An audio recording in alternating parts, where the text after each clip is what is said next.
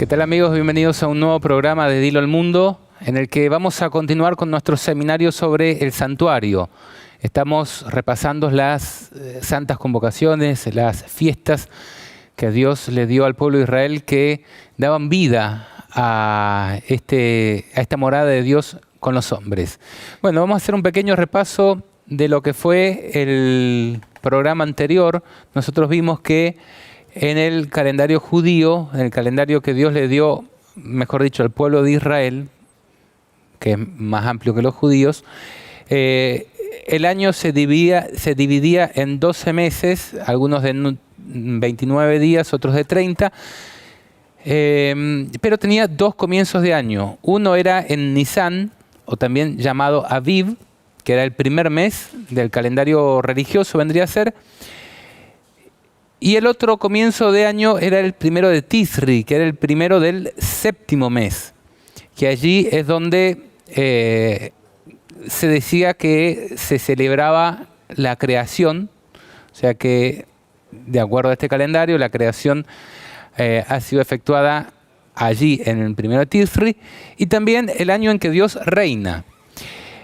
En este sentido, en los primeros 7 meses del año nosotros tenemos todas las santas convocaciones que tenía el pueblo de Israel.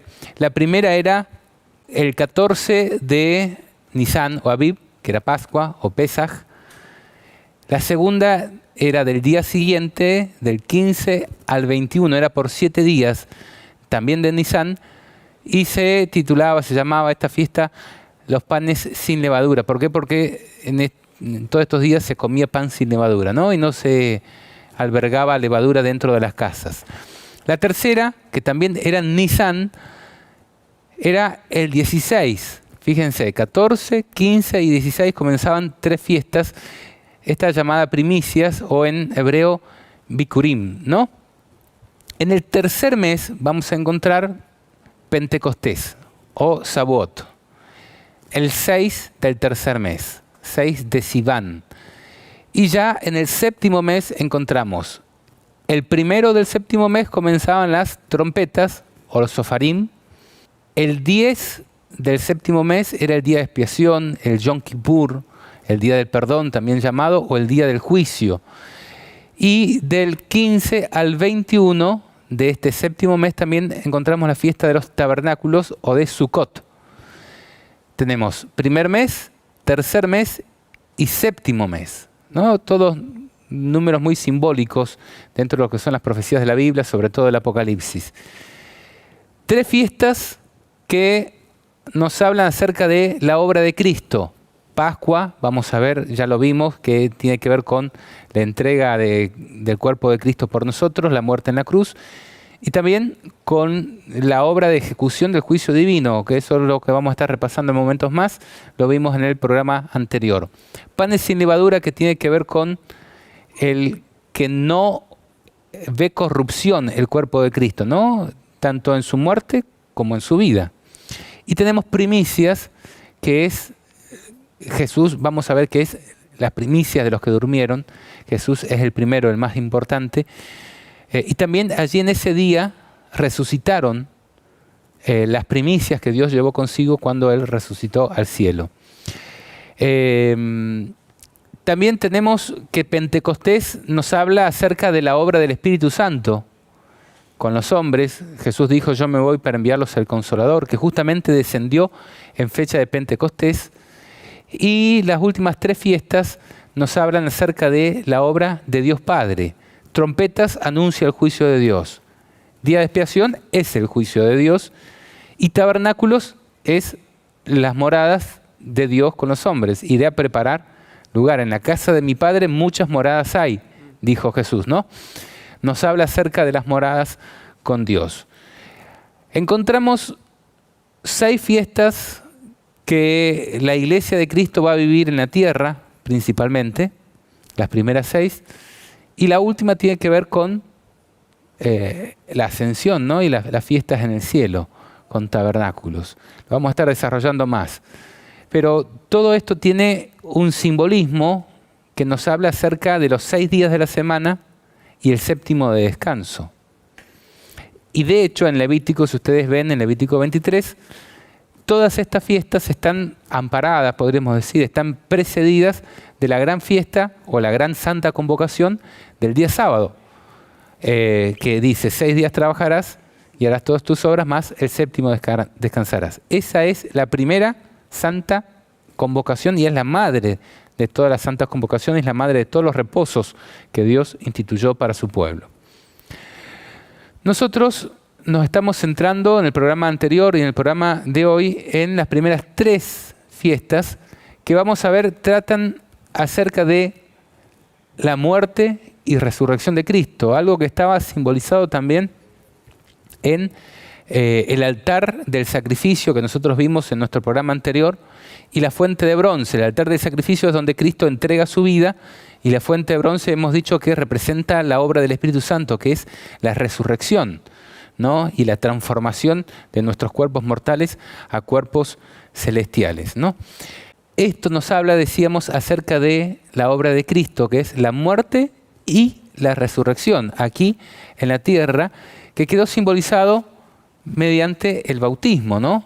Y allí también vemos la presencia del Espíritu Santo que desciende sobre Cristo. También es bueno recordar lo de la Pascua, que la Pascua, bueno, antes de la venida de Cristo, recordaba a Israel de la liberación de Egipto, ¿no?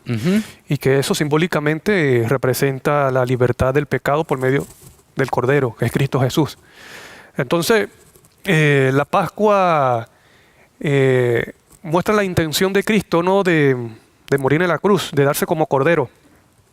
Que no es solamente que nuestros pecados sean perdonados, limpiados en el cielo, sino de darnos libertad del pecado, de la servidumbre del pecado, como Israel, que era un pueblo insignificante. ¿Qué era Israel en Egipto? Esclavo. No tenían solamente Dios, por el pacto que hizo con Abraham, fue fiel y los llama, ¿ves? Y los liberta. Y Él quiere llamar de este pueblo esclavo, como nosotros estamos esclavos también del pecado, los quiere llamar a libertad y hacerlo luz para las naciones, ¿no? Y hacerlos lo primero de sus hijos. Dice, hablando Dios de Israel, este es mi primogénito. Ajá. Entonces, el que estaba en esclavo pasa a ser el favorecido de Dios en determinada medida. Algo que también nos habla a todos nosotros, como humanidad, estamos esclavos actualmente del pecado y necesitamos liberación por parte de Dios. Y cuando esto se produzca, vamos a ser, entre comillas, ¿no?, el favorito de Dios en el cielo. ¿Por qué? Porque vamos a haber comprendido el bien y el mal y haber sido testigos del gran amor de Dios en nuestras vidas y la transformación que ha producido de seres esclavos y pecadores a seres libres nuevamente con la imagen de Dios en nosotros. No sé si te quedaba algo ahí. No, bueno, la esperanza de la muerte de Cristo, que no solamente es algo que ocurre en el cielo, ¿verdad? Que nuestros registros sean limpiados, sino que también algo que ocurre aquí. Que el corazón representa la mente. Y por eso dijo Cristo, conoceréis la verdad y la verdad os hará libre. Y ese mismo capítulo, Juan 8, él dice, el que comete pecado se hace esclavo del pecado. Entonces, por eso es que es importante siempre recalcar esto, porque parece que nosotros como seres humanos, no sé, perdemos de vista la esencia de lo que hace Cristo, ¿ve? Que es darnos un nuevo corazón, que significa hacernos obedientes a la ley. Limpieza del pecado. ¿Me explico? Y solamente eso, por eso dice Hebreo, que Cristo vino y participó de carne y sangre y venció al que tenía el imperio de la muerte. ¿A quién? A Satanás, dice Pablo. Y vino a servir a los que eran de la simiente de Abraham, los que tienen la fe de Abraham. ¿Por qué? Porque solamente el efecto del sacrificio de Cristo ocurre en aquel que cree. Y para eso se necesita fe. Y la fe es un don que Dios da. Entonces, no minimicemos lo que es el sacrificio de Cristo, porque eso tiene un impacto en nosotros. Tiene que haberlo. Y además, el Evangelio es el tema que se estudiará por la eternidad. Por eso dice Pablo, grande es el misterio, Dios manifestado en carne. ¿Se puede comprender eso? Y un Dios que vamos a ver quiere ser Dios con nosotros. Y cuando Cristo se va, no solamente se lo había llamado así, Emmanuel, Dios con nosotros, príncipe de paz, ¿no? sino que cuando Él se va dice, he aquí yo estoy con vosotros todos los días hasta el fin del mundo, mediante el Espíritu Santo, ¿no? Pero Él está con nosotros, Él está viendo todo lo que sucede con su iglesia y está brindándole su apoyo. ¿Pero para qué? ¿Para que siga igual? ¿Para que siga igual a antes de haber sido libertado? ¿Esclavos del pecado? No. Pero antes de poder pasar a las siguientes fiestas, es importante esto que estás diciendo, lo primero que hace Dios es libertarnos. Nos da libertad del pecado. Y a mí me gustaría mencionar algo importante igual de que igual nosotros al estudiar la Biblia y al ver la Biblia, vemos que Satanás, su objetivo es realmente mantenernos en esclavitud. O sea, entonces si nosotros pensamos y queremos adorar a Dios realmente de todo con nuestro corazón, pero no queremos abandonar nuestro pecado, estamos cayendo en la trampa de Satanás, que realmente nos quiere esclavizar para siempre. O sea, y algo que dice la Biblia... Es una mera profesión de fe, pero no es realidad. No es realidad, y encima estás en la trampa de Satanás. O sea, y encima es claro de que el objetivo de Satanás es destruirnos. Entonces, mantenernos ahí, esclavos. Él sabe que la paga del pecado es muerte. Sí. Y es el pecado de la iglesia de la Odisea, ¿no? El que se cree que está bien, que ya tiene la salvación, que es rico, que no necesita nada. Está en peligro. Pero tiene que comprar oro refinado en fuego de Cristo, porque no lo tiene. Él dijo, compra de mí. Compra de mí. Sí. Exacto. Bueno, otro punto importante que rescatábamos nosotros de Pascua es que su mismo nombre, Pesaj, significa saltar, pasar por encima, pasar de largo o evitar. Y tiene que ver cuando Dios sale a ejecutar juicio. Esto conmemora la liberación del pueblo de Israel, ¿no? Y allí Dios ejecutó sus juicios sobre Egipto, que es símbolo justamente de la esclavitud, del pecado. Entonces, cuando Dios sale a ejecutar juicios, no es solamente cuando Él sale a entregar su vida. Acá tenemos las dos caras de la moneda. Cristo dio la copa de su sangre, pero también está la copa de la ira, que Cristo cuando entregó su vida, la bebió Él por los pecadores, O sea, ¿no? hay un cordero que se sacrifica, Sí. que se come en la Pascua, Sí. ¿verdad? Había un cordero que moría y la familia se lo comía, pero hay otro lado el juicio de Dios ejecutando contra el pecado. Y ocurren en la misma fiesta. Ajá. O sea, Pascua te está hablando tanto del sacrificio de Cristo como cuando Él sale a librar a sus escogidos, pasando por alto, porque dicen, estos se hicieron de mi sacrificio, los hicieron suyos, me reconocieron y limpiaron sus ropas en la sangre del Cordero, dice Apocalipsis, mientras que los otros están tratando de esclavizarlos y oprimiéndolos. Y ahí es cuando Dios sale con mano fuerte y extendida para liberar y para ejecutar sus juicios. Eso es Pascua. Y- Nosotros lo estábamos viendo, perdóname, Ajá. que cuando Dios instituye la Pascua en Éxodo 12, 1 al 12, fijémonos al principio, al final de esta cita, dice, es la Pascua de Jehová, pues yo pasaré aquella noche es de noche, por tierra de Egipto, y heriré a todo primogénito, porque claro, Israel era su primogénito, me están tocando el mío, yo voy a tocar el de ellos, dijo Dios. Heriré a todo primogénito en la tierra de Egipto, así de los hombres como de las bestias. ¿Qué dice? Ejecutaré mis juicios en todos los dioses de Egipto, yo, Jehová. Aquí Pascua nos habla de un tiempo cuando Dios, ¿qué hace? Ejecuta sus juicios. Y para ejecutar los juicios, Dios avisa. Dentro del pueblo de Israel que salió, habían egipcios que obedecieron Sí. al llamado y no fue tocado por el ángel destructor. Se guarecieron en el Dios de los israelitas, ¿no? Y Ajá. reconocieron esa sangre de Cristo Entonces, y dijeron, queremos morar con ustedes. ¿Y qué es lo que pasa?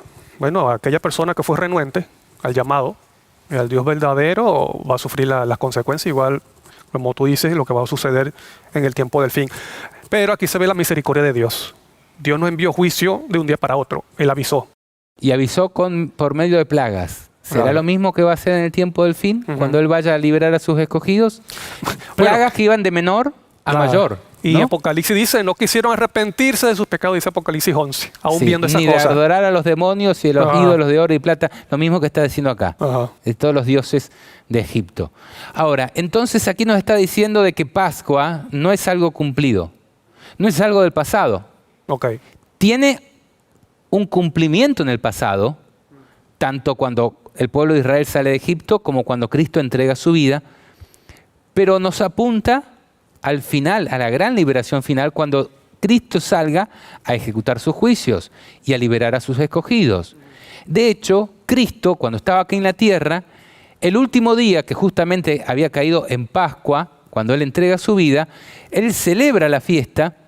Nosotros lo vimos en el programa anterior, está en Lucas 22, 1 al 20. Y Él les dice allí en aquel momento, en la fiesta de los panes sin levadura, también llamada Pascua, claro, porque caían en los mismos días, ¿no? Dice, porque, lo que está en rojo al medio, porque os digo que no la comeré más hasta que se cumpla en el reino de Dios. ¿Qué está diciendo aquí? Que tiene un cumplimiento cuando Dios reciba las vestiduras reales y salga precisamente a buscar a sus escogidos, a la novia, a la esposa del Cordero, ¿no? A su iglesia. Quisiera mencionar por si acaso, tal vez hay una persona que no entiende de lo de vestiduras reales, que ahorita Cristo está como sacerdote, ¿verdad? Como Claro. intercesor. Luego, cuando ya se termine el tiempo de gracia, uno dice, se quita sus vestiduras de sacerdote, ahora viene como rey. Eso es lo que se espera en el Sí. tiempo del fin. De hecho, nosotros compartíamos una cita de Elena de White, que ella habla del gran tiempo de angustia que le espera a la iglesia.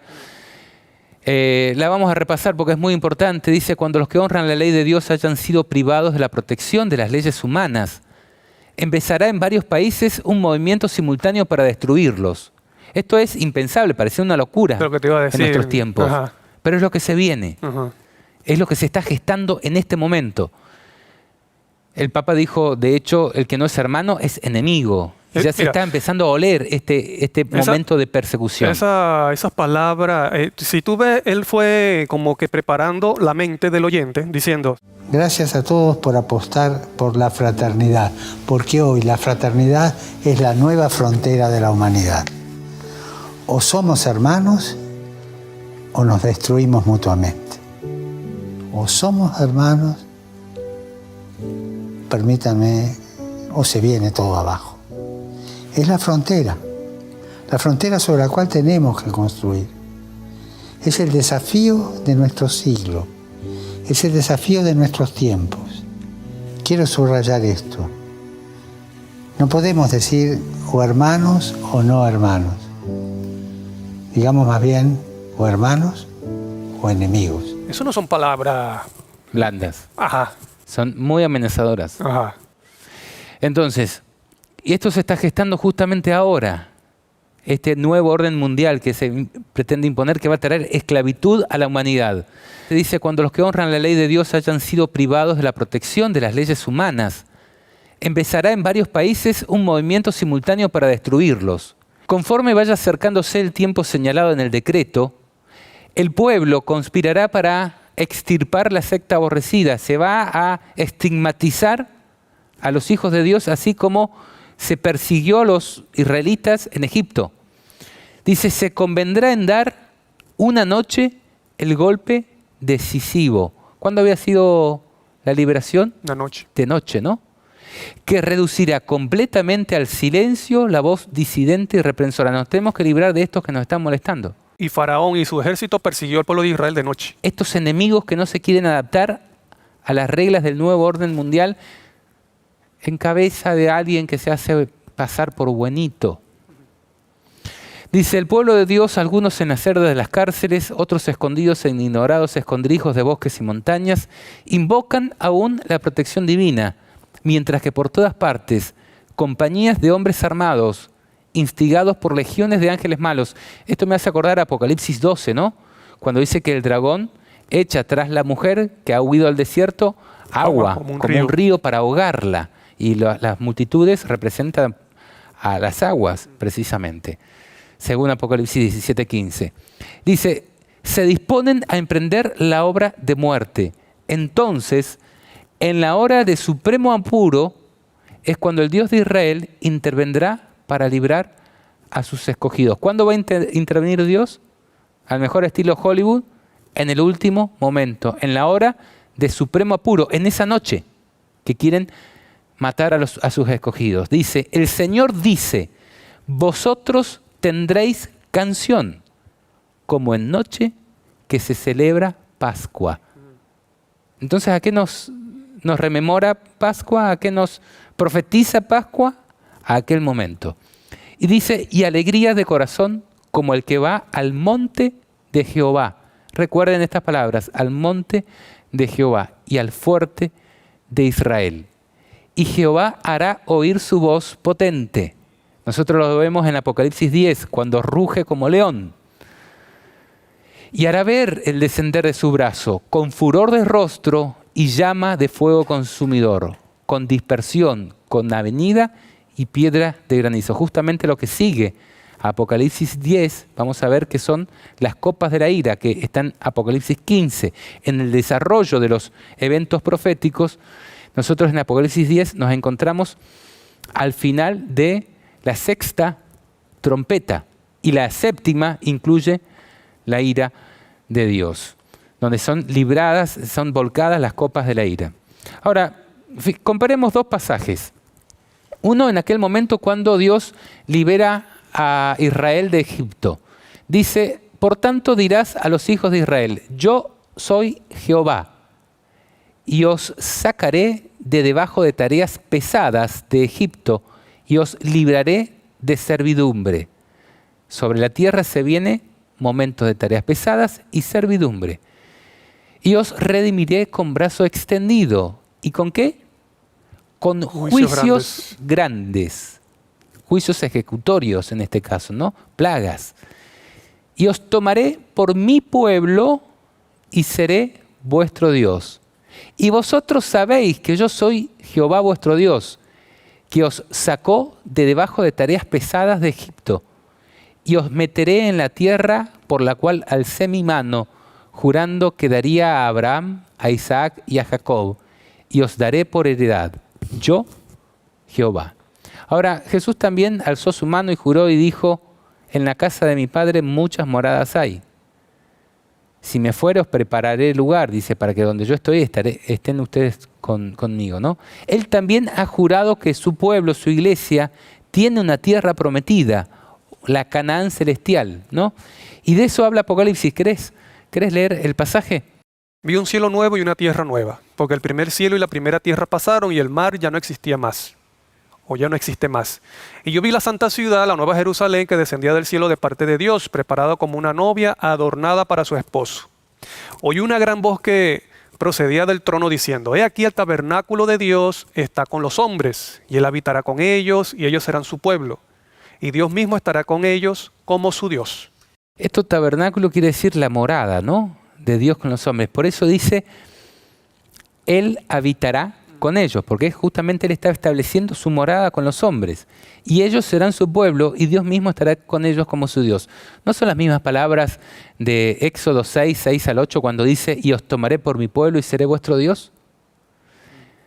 La misma promesa que estaba sobre los egipcios de entrar a esa tierra prometida, la tiene el pueblo de Dios de entrar a las santas moradas de Dios en la Canaán celestial. Y lo mismo que sucedió con la liberación del pueblo es lo que va a suceder y lo que apunta Pascua, que es la gran liberación cuando Dios ejecute sus juicios. Entonces, resumiendo, tenemos que comprender de que Pascua no es solamente la entrega de Cristo en la cruz. También es cuando Él se levanta para ejecutar sus juicios. Y de hecho, el nombre Pascua, Pesaj, habla de eso, más que de la entrega de Cristo en la cruz. Aunque sabemos que dentro de esa Pascua, o ese Pesaj en hebreo, sin la sangre del Cordero, claro, no había posibilidad, ¿no? Los primogénitos, o los primogénitos de las familias que colocaron la sangre, fue gracias al sacrificio del Cordero. Si ellos no hubiesen sacrificado el Cordero, si no hubiese sacrificado el Cordero, el ángel destructor no perdona esa casa. Claro. Entonces el que da derecho, como quien dice, el que libera es el Cordero. Y en el Apocalipsis está eso cuando dice que los 144.000 y la gran multitud son los que lavaron sus ropas en la sangre del Cordero. Es algo parecido al simbolismo de pintar los dinteles de tu puerta, de tu casa, al decir lavaron sus ropas en la sangre del Cordero. Claro, porque ese era el medio provisto por Dios. Entonces Él dice, hagan esto y no van a morir. Eso, lo que tú dices, lo que mencionas acerca con el hisopo, marcar, y qué interesante que se colocaba en los postes y en el dintel, pero en el piso no, en el umbral no, porque no había que pisotear la sangre. ¿Ves? Entonces, qué interesante lo que dice Hebreo. ¡Ay de aquel que pisotea la sangre de Cristo! Él es la puerta también, ¿no? De Cristo, ¿no? Entonces, cuán importante es meditar en estas cosas, porque estas cosas tienen una repercusión en nuestra vida personal, espiritual. ¿Ves? Entonces, muchas veces nosotros no tomamos en cuenta estos detalles que nos enseñan principios espirituales importantes y eternos. Como lo que venimos hablando de todo lo del santuario, y que cada detalle tiene una importancia. Entonces es bueno, querido hermano y amigo, que usted medite en estas cosas, porque estos son ilustraciones que Dios dejó. Es como Dios, o sea, Él trata de explicar principios eternos de la salvación, de la redención, con ilustraciones que podamos entender. Como por ejemplo Abraham, cómo hizo Dios para que Abraham entendiera el hecho de que el Padre Celestial dio lo que más amaba, que es a su Hijo, por el ser humano pecador. Se lo hizo vivir, ¿no? Se lo hizo vivir. Y por eso que Cristo dice, Él vio mi día y se alegró. Eso es tremendo, es como se paran los pelos de la cara. Imagínate de que vio la liberación de su hijo, de su primogénito, por la sangre del Cordero, justamente, que Dios proveyó en ese momento milagrosamente.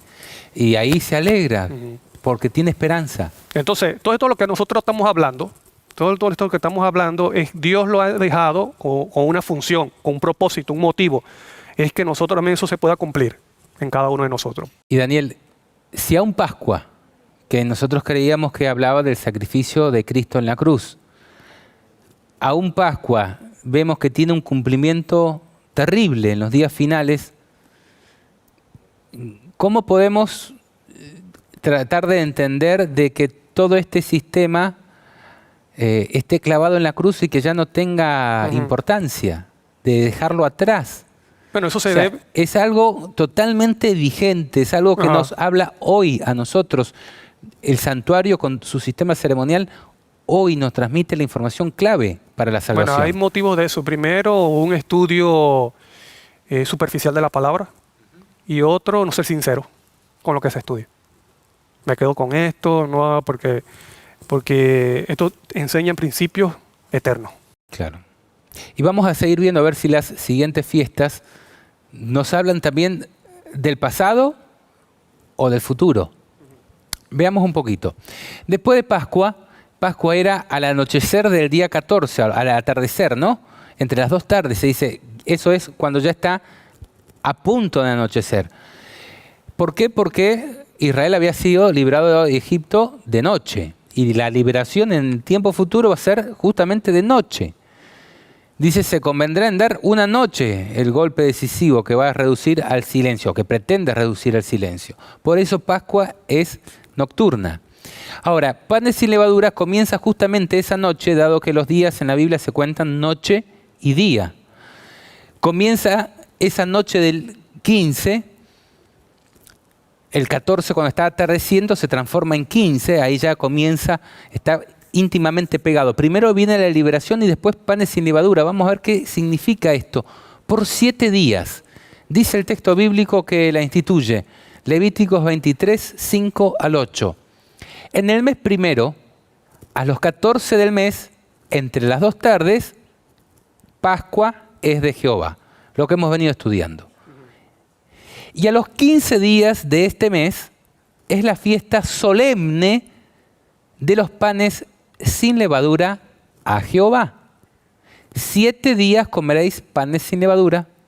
El primer día tendréis santa convocación, esto quiere decir una asamblea, un día de reposo vendría a ser. Ningún trabajo de siervos haréis, no era un reposo absoluto, sino trabajos que tienen que ver con empleos, podríamos decir, y trabajos que pueden pasar a otro momento. Pero estaban permitidas algunas cosas, como por ejemplo cocinar, cosas que no estaban permitidas en el reposo absoluto. Dice, y ofreceréis a Jehová 7 días ofrenda encendida.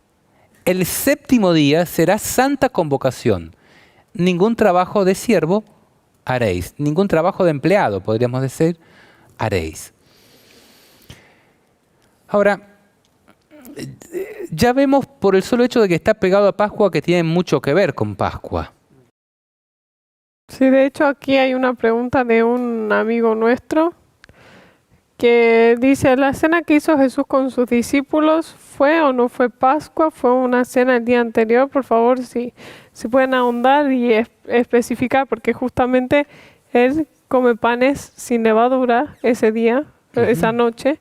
Entonces, esa es como que una interrogante, una pregunta. Jesús así manda a preparar la Pascua el día 14, que es cuando hacían los preparativos. Esa noche es cuando se juntaban a compartir la Pascua, que es desde el atardecer y entraban en la noche. Ahí justamente es cuando Cristo lava los pies de sus discípulos, comparte el pan, declara quién lo iba a traicionar. Momentos después entra en el Getsemaní, en la gran angustia que pasa Cristo. Esa es la noche del 15, que comienza con noche. O sea, el 14 había pasado, se habían juntado al finalizar el 14, ya se encuentran en el 15, que es cuando Él muere. Y ahí es cuando Él comparte el pan sin levadura. Ya es 15. El siguiente día reposa y resucita en el amanecer, en las primeras horas del día domingo de resurrección, ¿no? Que vendría a ser primicias, ¿no? No sé cómo lo entiendes. Sí, bueno, aquí vemos cuando Cristo cumple tanto la Pascua, los panes sin levadura, por eso dice que Él no vio corrupción en la muerte. ¿Por qué? Porque vivió una vida santa. Por eso que la muerte no lo retuvo. Y luego vemos la siguiente, que es las primicias, cuando resucitan unos santos con Él. Claro. Y se dio cada día. Cuando Él muere dice que se abren los sepulcros en un terremoto que hay, y cuando Él resucita, resucitan con Él, ¿no? Y que estos son llevados como primicias delante de Dios y son presentadas cuando Él asciende a los cielos delante de Dios como los primeros frutos de la salvación que va a efectuar Cristo cuando vuelva por segunda vez, ¿no? Ahora, es claro de que el pan sin levadura en un primer momento nos señala a Jesús. De hecho, cuando la noche que fue entregado Jesús, dice 1 Corintios 11, 23 al 26, dice que Jesús toma el pan y habiendo dado gracias, lo partió y dijo, tomad, comed, esto es mi cuerpo que vosotros es partido. Haced esto en memoria de mí. Estamos en el día del pan sin levadura y Cristo, utilizando ese símbolo, lo parte, comparte el pan sin levadura y dice, haced esto en memoria de mí. Le está diciendo, esto me apunta a mí, a mi entrega. Asimismo tomó también la copa después de haber cenado diciendo, esta copa es el nuevo pacto en mi sangre. Haced esto todas las veces que la bebieres en memoria de mí. Así pues, todas las veces que comieres este pan y bebieres esta copa, la muerte del Señor anunciáis hasta que Él venga. Ahora, ¿dónde nació Jesús, Daniel? ¿Pero cómo? ¿En qué pueblo? Sí. Belén. Belén. ¿Sabes qué quiere decir Belén? Fijémonos en el diccionario, en la enciclopedia en línea Wikipedia, dice, Belén es un nombre propio derivado de Betania, femenino de origen hebreo Betlehem, que significa casa del pan. O sea, Jesús es justamente un producto de Belén, porque nace ahí. Casa del pan es una panadería, ¿no? ¿Qué es Jesús? Pan, porque salió de Belén. De hecho, hasta su lugar de nacimiento nos habla que Jesús es el pan del cielo. De hecho, Jesús dijo, está en Juan 6, 31 al 35, nuestros padres comieron el maná en el desierto, como está escrito, pan del cielo les dio a comer. Y ellos creían que el pan del cielo era nada más que el maná. Y Jesús les dijo, de cierto os digo, no os dio Moisés el pan del cielo, mas mi Padre os da el verdadero pan del cielo. ¿Cuál era el verdadero? El maná era así, un alimento temporal, era pan del cielo, pero no era el verdadero pan del cielo. Y no daba vida eterna. Claro, era temporal, ¿no? Dice, porque el pan de Dios es aquel que descendió del cielo y da vida al mundo, lo que estás diciendo vos. Y le dijeron, Señor, danos siempre de este pan. Jesús les dijo, yo soy el pan de vida. El que a mí viene nunca tendrá hambre, y el que en mí cree no tendrá sed jamás. Entonces, aquí estamos viendo claramente de que en un primer cumplimiento, este pan sin levadura, ¿a quién apunta? A Cristo, indudablemente. Y a su obra en la cruz. Jesús dice, esto es mi cuerpo que por vosotros es partido. Haced esto siempre en memoria de mí. Ahora, hay más símbolos aparte del pan sin levadura que tenemos que analizar. Porque esta fiesta se celebraba por 7 días. Y nos tenemos que preguntar, ¿a qué hacen referencia cada una de los símbolos, de las informaciones que Dios está dando? ¿A qué hace referencia 7 días? Y bueno, con Daniel hablábamos y empezábamos a preguntarnos, bueno,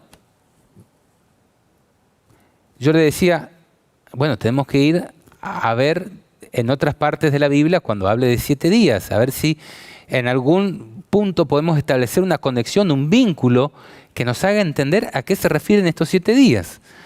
Y justamente en una profecía que hace alusión a la venida de Cristo, a su obra y su muerte redentora por nosotros, la profecía de las 70 semanas, ahí tenemos 7 días específicos que nos hablan acerca de la obra de Cristo. Dice, 70 semanas están determinadas sobre tu pueblo y sobre tu santa ciudad. Y aquí pongamos atención, porque esta es una profecía con mucho significado y vamos a ver si va a tener todavía algún cumplimiento futuro o no.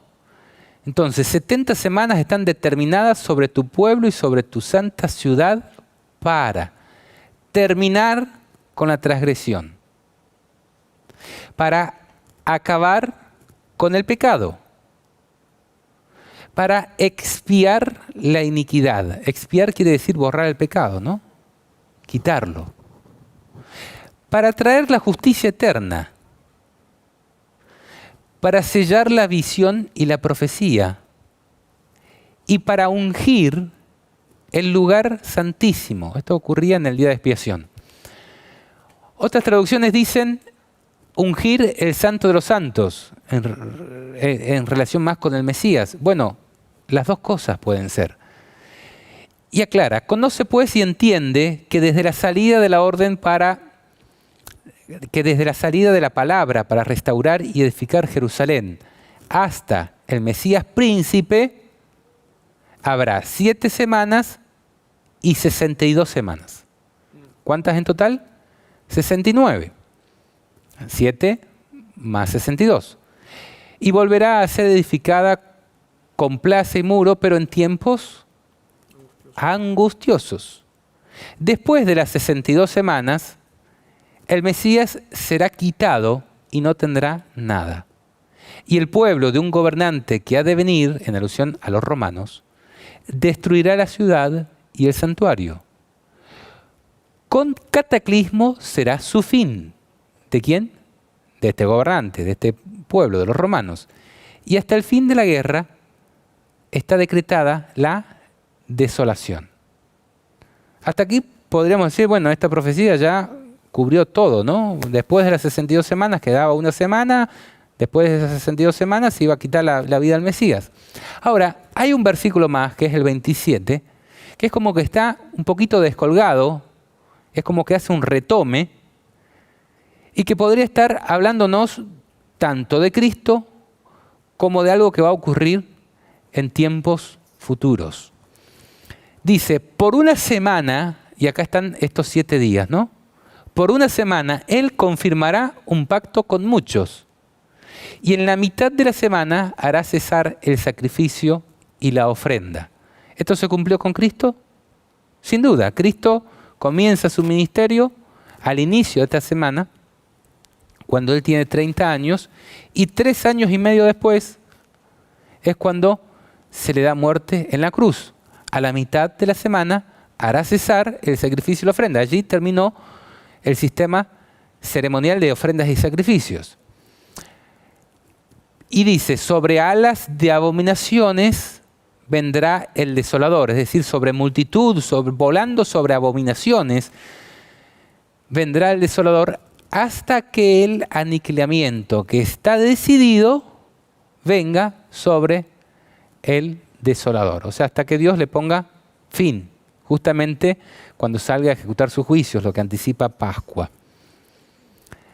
Aquí es una de las veces donde vemos 7 días relacionados con la obra de Cristo, con esos panes sin levadura.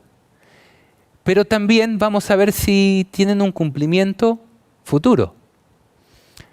También indagando en la Biblia, si querés hacer alguna acotación, me cortas. Estuve buscando acerca del diluvio, otro momento en la historia que Jesús dijo, como en los días de Noé, así será la venida del Hijo del Hombre. Leamos una cita de Cristo en su santuario, un libro de Elena de White, justamente hablando de esto. Dice, cuando concluya la obra del juicio investigador, quedará decidida la suerte de todos para vida o para muerte. Entonces, una vez que termina el juicio es cuando Cristo sale en Pascua a ejecutar ese juicio. Entonces, cuando haya concluido la obra del juicio investigador, ya está decidida la suerte de todos, para vida o para muerte. El tiempo de gracia terminará poco antes que el Señor aparezca en las nubes del cielo. Al mirar hacia ese tiempo, Cristo declara en el Apocalipsis, el que es injusto, sea injusto todavía, y el que es inmundo, sea inmundo todavía, y el que es justo, practique la justicia todavía, y el que es santo, santifíquese todavía. He aquí yo vengo pronto, y mi galardón conmigo, para recompensar a cada uno según sea su obra. Apocalipsis 22, 11 al 12. Ella aclara en el siguiente párrafo, los justos y los impíos continuarán viviendo en la tierra en su estado mortal. Los hombres seguirán plantando y edificando, comiendo y bebiendo, inconscientes todos ellos de que la decisión final e irrevocable ha sido pronunciada en el santuario celestial. Y aquí vemos como en los días de Noé. Antes del diluvio, después de que Noé hubo entrado en el arca, Dios lo encerró en ella y dejó fuera los impíos. Pero por espacio de 7 días, la gente, sin saber que su sentencia estaba determinada, continuó en su despreocupada vida, amante de los placeres, y se mofaba de las advertencias de un juicio inminente. El Salvador dice, así será también la venida del Hijo del Hombre.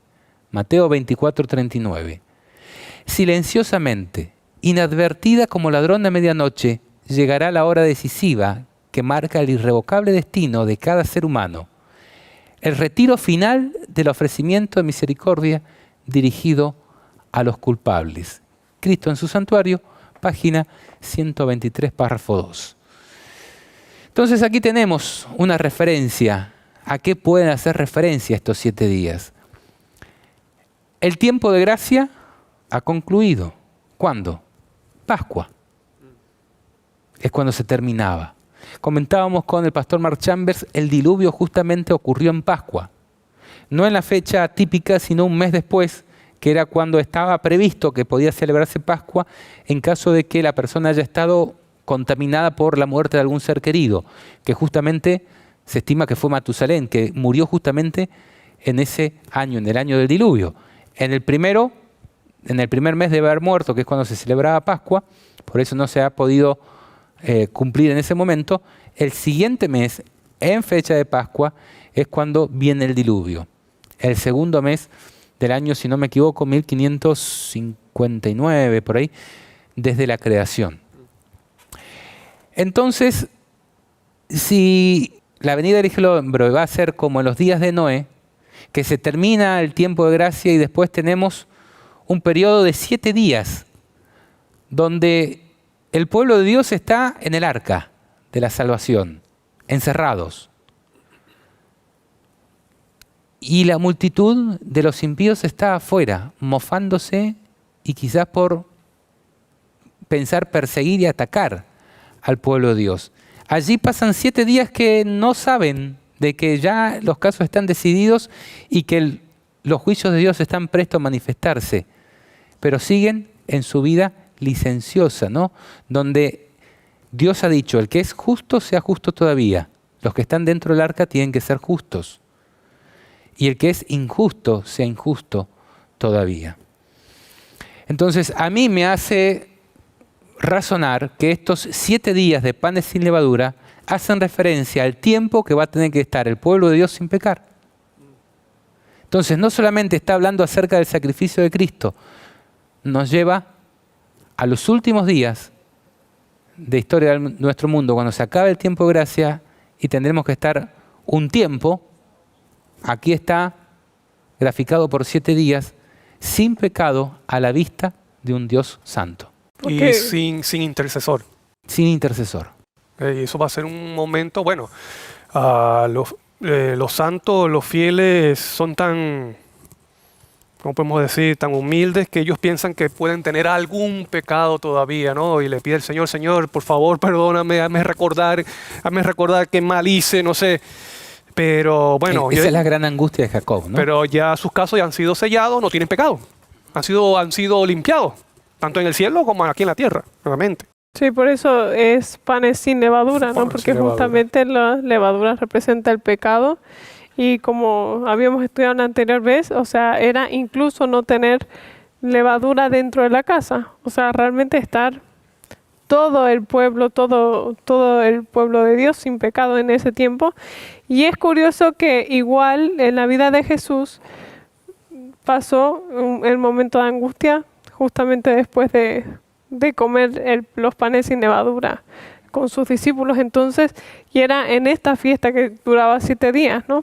Y donde comienza la gran angustia. Dice que Jesús comenzó a entristecerse grandemente. Hasta la muerte. Hasta la muerte. ¿Qué es lo que va a pasar con los hijos de Dios en ese momento? En Pascua. Cuando se termina el tiempo de gracia. Ellos, por las profecías de la Biblia, saben reconocer eso. Se terminó el tiempo de gracia. Y eso los lleva a que entren en la gran angustia.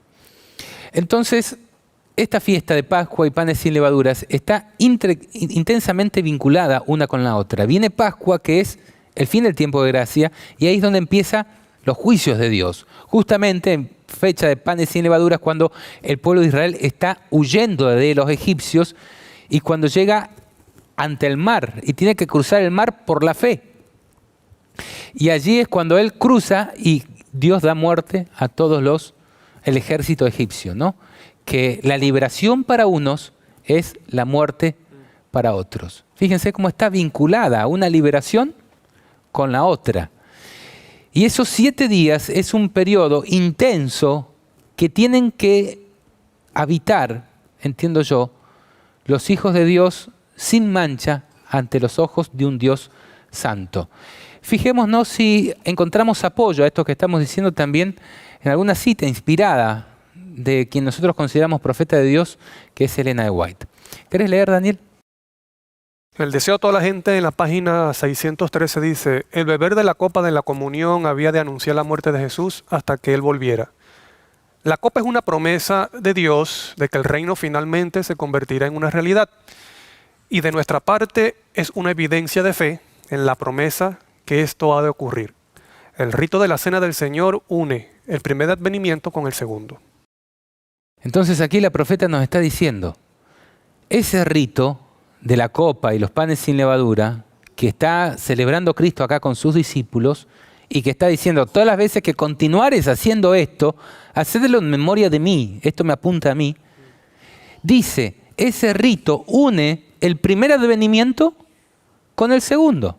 Nos recuerda tanto el pasado, el sacrificio de Cristo, pero también nos recuerda la promesa que Él hizo, que también tomaría esa cena con nosotros en sus venidas, en el reino del Padre. Por eso dice Apocalipsis, bienaventurados los que son invitados a la cena de la boda del Cordero, que es esa cena después de su venida, pues, en el reino de los cielos.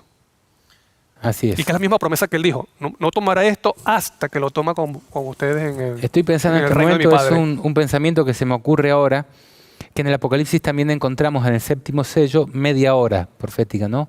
Que eso, si lo llevamos a una equivalencia de día por año, también habla de 7 días, que podría estar relacionado con esto de los 7 días de panes sin levadura. Un momento en el que en el cielo hay silencio. ¿Por qué silencio? Hasta ese momento, Cristo ha estado ejecutando una tarea que tiene que ver con un juicio. Se están presentando casos. Pero aquí terminó el tiempo de gracia. Todo queda en silencio. El tribunal está cerrado. Y el pueblo de Dios está ante la expectativa, digamos, atónita del cielo, sin mediador, ante la vista y ante el escrutinio de un Dios santo. ¿Qué va a pasar? Todo el cielo está en silencio mirando lo que va a pasar. Ahora, hay algunos detalles adicionales de esta fiesta. Vamos a ver Éxodo 12, ahora 15 al 17. También comenta exactamente las ordenanzas, los estatutos de esta fiesta, ¿no? Dice, 7 días comeréis panes sin levadura.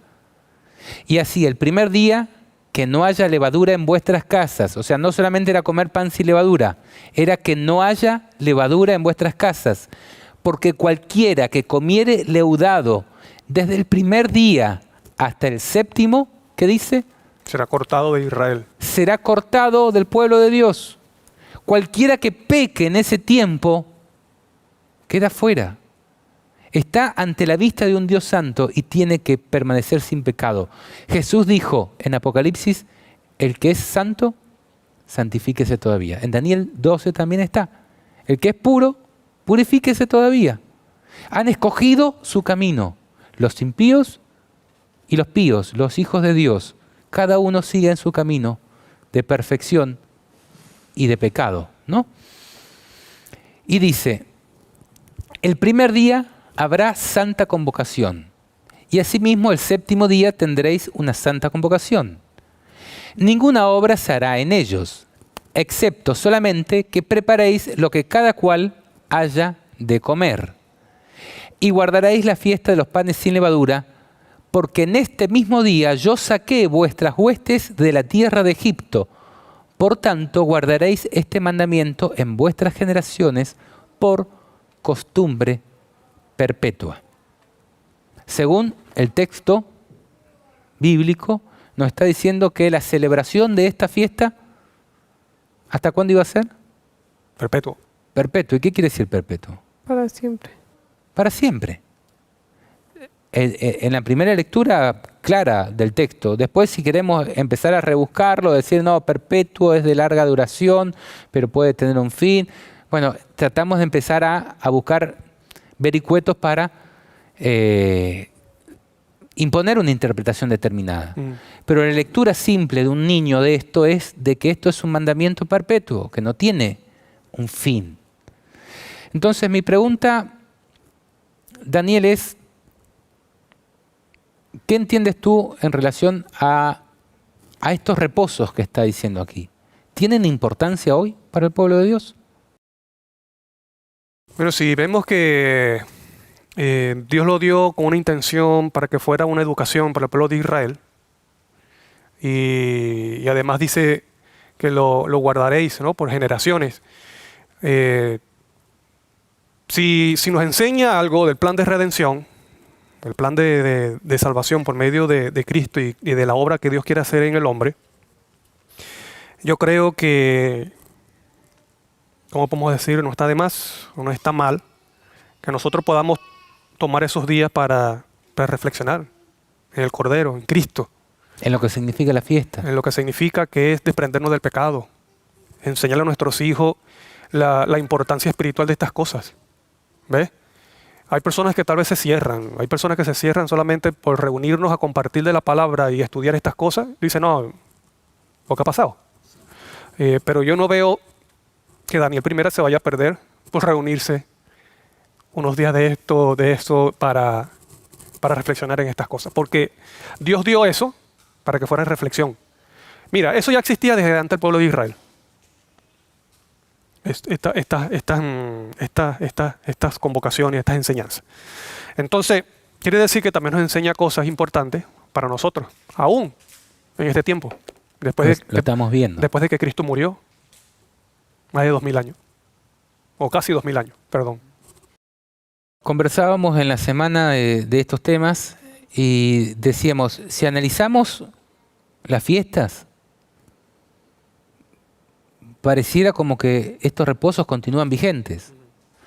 Aunque quizás este simbolismo de comer la Pascua apurado, esto, lo otro, nosotros como occidentales nos choca un poco, porque es una costumbre más hebrea. Claro, ellos como pueblo de Dios originalmente tenían esa costumbre, porque es la santa convocación establecida por Dios. Pero decíamos, bueno, pero ¿qué sucede con el Nuevo Testamento, con el Nuevo Pacto? A veces se utilizan algunos textos como Colosenses 2:16 para decir de que no tenemos que guardar ni el séptimo día de la semana, ¿no? Que nadie juzgue en comida o bebida, o en día de fiesta, luna nueva o de sábados. ¿Qué dice, no? Entonces, algunas personas, como los evangélicos, utilizan este pasaje para decir ya no hay que guardar los sábados, nadie me juzgue. Sin embargo, si nosotros leemos el principio del capítulo, Colosenses, vayamos a buscarlo, lo voy a leer textual. Desde el versículo 8 tenemos que tener en cuenta esto, porque es fundamental. Mirad que nadie os engañe por medio de filosofía y huecas sutilezas según las tradiciones de los hombres, conforme a los rudimentos del mundo y no según Cristo. Entonces, de lo que está hablando Colosenses 2:16, que termina concluyendo, nadie os juzgue en comida, bebida, días de fiesta o de sábados, está hablando de filosofías y huecas sutilezas según las tradiciones de los hombres y conforme a los rudimentos del mundo y no según Cristo. Esto lo estableció los hombres, lo estableció Dios. Dios. Entonces, Cristo dijo, no he venido a cambiar ni una jota, ni una tilde, ni una coma, ni un acento de la ley. Y la ley es esto también. Porque no es solamente los 10 mandamientos, es la ley y los profetas, es Moisés y los profetas, ¿no? Entonces Cristo dijo, yo no he venido a cambiar esto, yo lo he venido a cumplir. Ahora, si estamos viendo que tendrá otro cumplimiento desde la fiesta, yo digo, esto tiene vigencia. Ahora, analizando otros pasajes como Hechos 15, que es el Concilio de Jerusalén, cuando algunas personas de los judíos querían judaizar con el tema de la circuncisión, otro tema completamente diferente que quedó definido, que dijeron no, esto está reemplazado por el bautismo, y se decidió eso. El principio fue no molestar a los gentiles.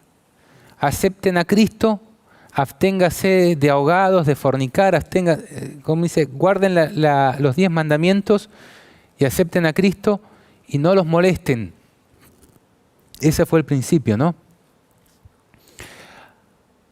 Y eso se entiende en una cultura cuando las costumbres hebreas son totalmente contrarias al modo de vivir occidental, por ejemplo, ¿no?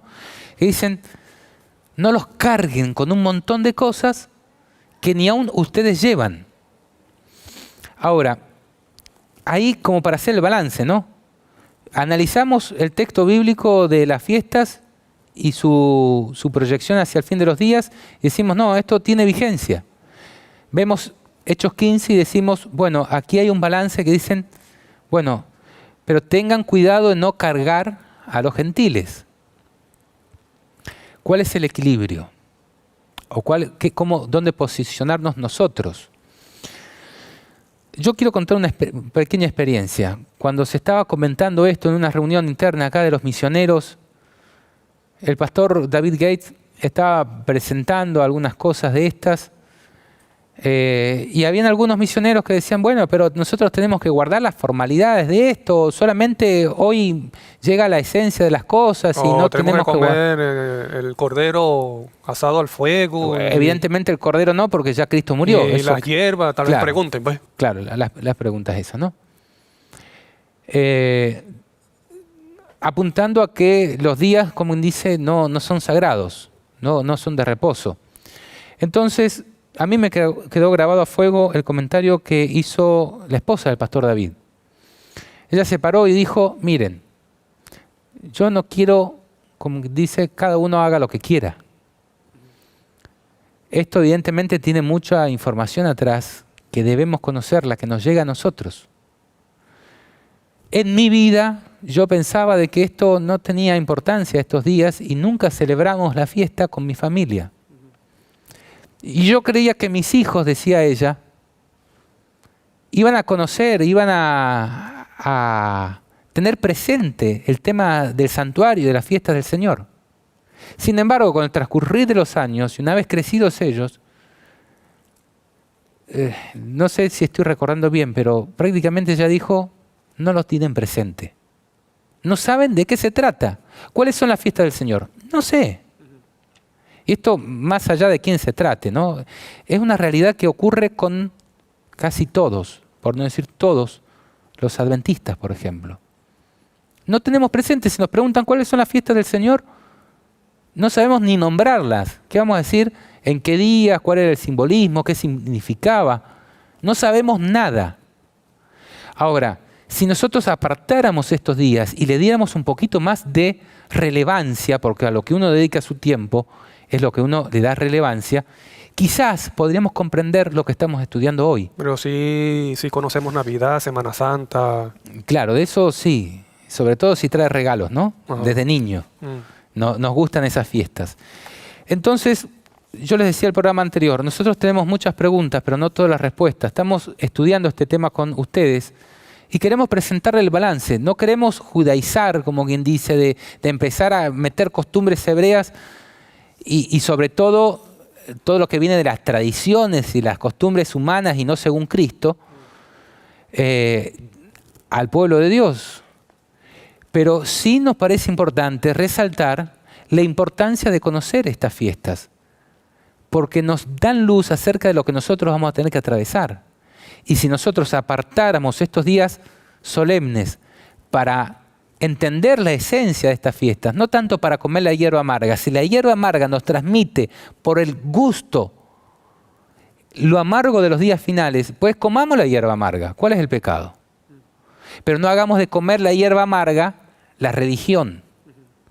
Nosotros tenemos que entender la esencia, a eso apuntamos. No sé si vos tenés algún comentario más en relación a esto. En el caso mío, que se ha ido meditando, ¿no? en esto de las fiestas, yo no estoy cerrado.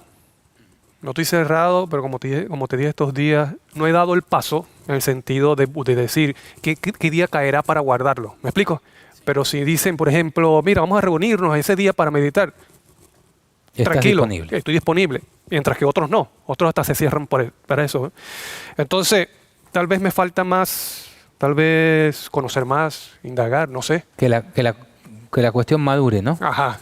Pero, en mi caso, no estoy cerrado. Hay una cosa, como yo te comenté estos días, hay una cosa que ha pasado. Las veces cuando, por ejemplo, de un tema más, me refiero de la Biblia, cuando yo no me cierro o cuando yo no tengo una actitud cerrada de decirnos lo que yo creo es así, por lo tanto tú estás equivocado, sino que me doy la oportunidad de la duda, conozco más. Cuando yo digo, no es como yo digo, es como yo pienso, como yo creo, no sé. Pero las veces cuando yo he dicho, bueno, voy a estudiarlo, voy a ver si yo tal vez tengo una ignorancia acerca de eso, conozco más. ¿Ves? Entonces por eso que yo digo, no a la primera yo digo, no, mira, eso es de los judíos, así que eso no tiene nada que ver con la salvación, eso no, sino que estoy abierto. Estoy abierto. El mismo argumento que se presenta para el sábado, el séptimo día de la semana. Ajá. Personas que les suena tan raro como a nosotros, esto de que se presente un día sagrado, que te dicen, no, eso está en el pasado. Uh-huh. Y el reposo, nuestro reposo es Cristo. Claro. Entonces, nosotros tenemos que ponernos en el lugar también de esas personas, comprenderlas, pero al mismo tiempo tener la mente abierta para poder aceptarlo si es verdad. Analizar las cosas desde el punto de vista bíblico. ¿Dónde está establecido de que esa fiesta ya no tiene vigencia? Jesús dijo, lo que estamos haciendo, de ahora en más, hacedlo en memoria de mí. Y nosotros vamos a decir, no, ya no tiene vigencia. Jesús se reunió con sus discípulos ese día, pero nosotros no nos vamos a reunir. Es un poquito contradictorio, ¿no? Pero bueno, lo vamos a dejar ahí. Aquí hay un comentario de uno de nuestros amigos, Abelardo Alfaro, que habla justamente sobre este tema y decía hay que guardar o no. Dice, hay personas que dicen que todas esas tradiciones judíos cristianas no tienen nada que ver con nosotros hoy. Se han quedado con el antiguo judaísmo. Jesús hizo un nuevo pacto. Toda ceremonia Cristo la abolió en la cruz. Eso es lo que dicen. Sin embargo, hay que ver el trasfondo de la fiesta y cuál es el propósito y qué tiene que ver con nosotros. Jesús es el centro de las fiestas, del santuario, de las ceremonias, del sábado, etc. Por lo tanto, exaltemos más a Jesús, quien es la gran esperanza y es lo que la gente necesita escuchar en el contexto de la pandemia que estamos viviendo, ¿no? Pero creo que, o sea, lo que quiero rescatar de este comentario es de que justamente puede ser de que sea la primera vez que alguien escuche sobre alguna fiesta judía. Sea la primera vez que alguien escuche sobre esto que estamos hablando, sobre lo que no es una fiesta judía. Algunos se ofenden cuando dicen fiesta judía porque dice Judá es una de las tribus de Israel. Es una fiesta del pueblo de Dios, podríamos decir, ¿no? Entonces, pero yo creo que hay personas que, como decía Daniel, se cierran a ver si hay una posibilidad o no. Pero yo creo que lo importante es lo que hay detrás, lo que significa, y ese es el objetivo, creo, de este programa también, de que se presente, por ejemplo, a mí algo que me vino reciente es el tema del Pesaj, por ejemplo, que era el significado de la Pascua, o sea, es algo que no tenemos en cuenta normalmente. Entonces, si nosotros estudiamos realmente el trasfondo de todo esto, decimos, bueno, sí tiene un significado para nosotros y sí tiene que hacer una influencia en nuestra vida y sí tiene que generar un impacto. Entonces, es como que necesitamos tener la mente abierta y ver qué propósito puede tener para nosotros hoy o qué propósito tiene para nosotros en el futuro. Entonces, eso nos va a permitir a nosotros estudiar la Biblia con más diligencia y estudiarla con más amor, o sea, nosotros sinceridad, sí. Y además de que nosotros, por los versículos que presentaste al principio de este programa, o sea, de este seminario, que el camino de Dios está en el santuario también. Entonces, las fiestas dentro del santuario tienen un sentido. Nos hablan acerca del camino de Dios, ¿no? Entonces necesitamos ayuda de Dios para poder tener una mente correcta al estudiar y un espíritu correcto también. Amén. Mira lo que dice mismo el que escribió Colosense, que es Pablo. Él dijo, 1 Corintios 5, 6 en adelante, no es buena vuestra jactancia. ¿Acaso no sabéis que un poco de levadura fermenta toda la masa? Limpiaos pues de la vieja levadura para que seáis nueva masa, como sois, sin levadura. Porque nuestra Pascua, que es Cristo, ya es sacrificada por nosotros, pero él no está diciendo de que ya no se toma en cuenta, ya Cristo murió, así que, pero miren lo que sigue diciendo. Así que celebremos la fiesta. No con la vieja levadura, ni con la levadura de malicia y maldad, sino con panes sin levadura de sinceridad y verdad. Ahí te está hablando de que lo que interesa es celebrar la fiesta en la esencia. Claro. Pero él dice, nuestra Pascua, que es Cristo, ya fue sacrificada por nosotros, así que celebremos. O sea, Claro, porque la Pascua, sigamos meditando. la Pascua es lo que, la primera partecita, Ujú. ¿no? Pero después venían los panes sin levadura, que hacen referencia también a nosotros, ¿no? Entonces, ¿qué es lo que está diciendo? Bueno, hay una experiencia para el pueblo de Dios, lo que significa el pan sin levadura, que es desde ahora. Vivir, porque dice ahí, celebremos la Pascua sin la malicia y sin la maldad, que representa la levadura. Pero también sería bueno que nosotros tomáramos el día ese de Pascua para meditar en estas verdades también. No está de más. Te vas a perder por eso. Para No, yo que- creo que vas a recibir más bien. Para que pensemos cómo está nuestra vida. Ajá. ¿Todavía tengo levadura que sacar de casa? Ujú. Para que nos propongamos metas de ¿Cómo estoy vivir con- en santidad. ¿Cómo estoy con Cristo, que fue el Cordero? ¿Cómo de Él? Porque tenía que comerse el Cordero. Ajá. ¿Cómo de Él? Bienaventurado el que tiene hambre y sed de justicia, dijo Cristo. ¿Ves? El que come mi carne, ese tiene vida eterna. Entonces, tanto Dios proveyó el medio para nuestra salvación, pero también proveyó el medio para nuestra vida espiritual, que era ese mismo Cordero. Por eso dice que luego que se sacrificaba el Cordero que se comía, que era liberación del pecado, pero tenías que comer ahora pan sin levadura. ¿Y quién le dijimos que era el pan? Cristo Jesús. No podemos vivir espiritualmente sin Cristo. Y no solamente comer el pan sin levadura, sino no tener levadura en tu casa. Ajá. Que tu casa representa a tu familia, tu ser. Nosotros somos templo del Espíritu Santo, entonces no podemos albergar levadura. Claro. Y que bueno, gracias a Cristo es que nosotros podemos vivir limpio del pecado. Sin Cristo no podemos sacar la levadura. Mira, la levadura representa nuestro propio orgullo. Lo más difícil de nosotros es que muera nuestro yo. Mira, eso es lo más difícil Nuestro carácter, la personalidad. Claro, para Daniel primera, morir solamente con Cristo. Por eso dice Pablo, estoy juntamente crucificado, ya no vivo yo, más vive Cristo en mí. Si Cristo vive en mí, tengo la garantía de que podré estar honrando a Dios, o sea, vivir obediente a la ley, sin pecado. Vos sabés que de eso trata la gráfica siguiente, que habla acerca de que nosotros somos el cuerpo De Cristo. de Cristo, que es la cabeza. La iglesia es el cuerpo de Cristo. Dice, el marido es cabeza de la mujer, así como Cristo es cabeza de la iglesia, la cual es su cuerpo y Él es su Salvador. Si la cabeza tiene que pasar por Pascua, el cuerpo tiene que pasar por Pascua. Si la cabeza tiene que pasar por panes sin levadura, el cuerpo va a tener que pasar por panes sin levadura. Dice 1 Corintios 6, 15 al 17, ¿no sabéis que vuestros cuerpos son miembros de Cristo? Somos miembros, somos parte de Cristo. Ujú. Quitaré pues los miembros de Cristo y los haré miembros de una ramera, en el sentido de los que se quieren unir con rameras o los que practican, digamos, el adulterio. De ningún modo. Pero el que se une al Señor, un espíritu es con Él. Esto se entiende espiritualmente. Ujú. Dice 1 Corintios 10, 16 al 17, la copa de bendición que bendecimos no es la comunión de la sangre de Cristo. ¿Comunión qué es? Es habitar juntos, ¿no? Es habitar en lo mismo. Común unión, viene la definición de la palabra. La copa de bendición que bendecimos no es la comunión, no es estar en uno con la sangre de Cristo. El pan que partimos no es la comunión del cuerpo de Cristo.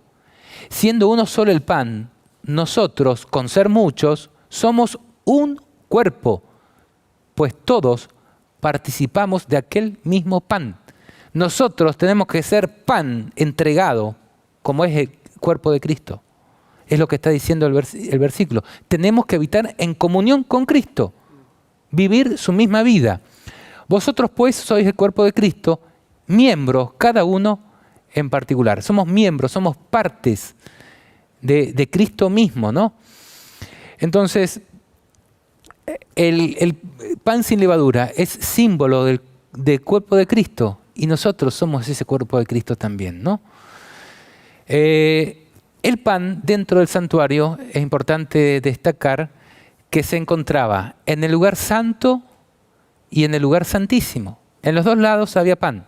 Los 12 panes sin levadura que se encontraban en la mesa de los panes de la proposición en el lugar santo, que hacían referencia también a las 12 tribus de Israel, está hablando acerca del pueblo de Dios, justamente. El pan es Cristo, pero los 12 es su iglesia, es Cristo con su iglesia, ¿no? El pan entregado. Y el maná, que figuraba en el arca del pacto, también era el pan del cielo que descendió para mantener a ese pueblo. Es el pan milagroso de Dios, ¿no? El que es entregado en el momento de mayor necesidad. Entonces, en ambos tenemos la presencia del pan. Entonces, Y en los dos no tenía levadura. no. Y es un camino de purificación, ¿no? Cuanto más cerca del arca del pacto, que es el camino del santuario donde termina, más puro debe ser. Finalmente tiene que ser como pan del cielo. Y ese es el símbolo nuestro. Hay algo importante que nosotros tal vez no tomamos en cuenta. Por ejemplo, cuando el pueblo de Israel fue libertado de Egipto por Dios que lo lleva, ¿no? Y cuando antes de darle la ley, lo que nosotros conocemos como los 10 mandamientos en el monte Sinaí, ¿cuáles fueron las primeras palabras de Dios? Éxodo 21 dice, habló Dios todas estas palabras. Mira quién le habló Dios al pueblo de Israel. Dios Sí. estaba en el monte Sinaí. En ese monte dice que estaba humeando y que truenos, la voz de Dios se escuchaba como trueno. Y el pueblo de Dios estaba abajo. Dios le va a dar la ley porque el pueblo de Israel ya venía más de 200 años de esclavitud en Egipto. Y Egipto era una nación idólatra. El pueblo de Israel ya se había olvidado del verdadero Dios, de los principios de Dios. Así que Él va a dar los mandamientos para recordárselo. Pero miren las palabras que utiliza Dios cuando comienza. Él no comienza diciendo, mira, no tendrás dioses delante de mí. Él dice, yo soy Jehová tu Dios que te saqué de la tierra de Egipto de casa de servidumbre. O sea, ya eres libre.